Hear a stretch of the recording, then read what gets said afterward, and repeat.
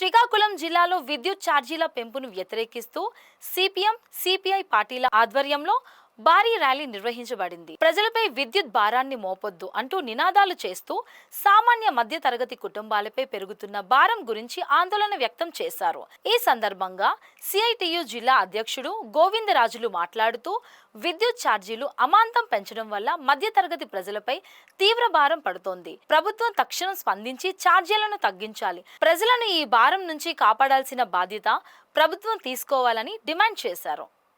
పెంచిన విద్యుత్ ఛార్జీలు ఉపసంహరించుకోవాలని, గ్రూప్ ఛార్జీలు రద్దు చేయాలని, సబ్ ఛార్జీలు రద్దు చేయాలని, స్మార్ట్ మీటర్లు రద్దు చేయాలని, అదేవిధంగా రాష్ట్ర ప్రభుత్వం యాక్సెస్ కంపెనీతో 4.60 పైసలు చొప్పున చేసుకున్న విద్యుత్ ఒప్పందాన్ని రద్దు చేయాలని కోరుతూ ఈరోజు శ్రీకాకుళం EPTCL కార్యాలయం ముందు ఈరోజు ధర్నా నిర్వహించడం జరుగుతుంది.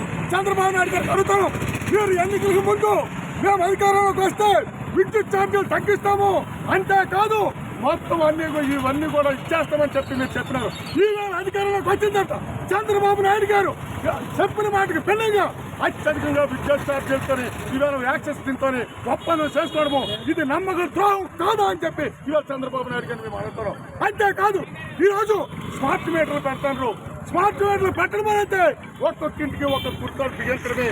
ఎందుకనంటే ఈ శ్రీకాకుళం జిల్లాలో 7,08,000 స్మార్ట్ మీటర్లు ఉన్నాయి.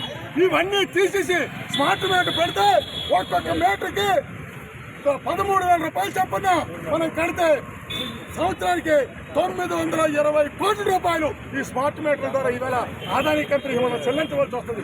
అందుకోసం ఎట్లాంటివి రద్దు చేయాలని చెప్పి సిపిఎం పార్టీగా మేము డిమాండ్ చేస్తాం.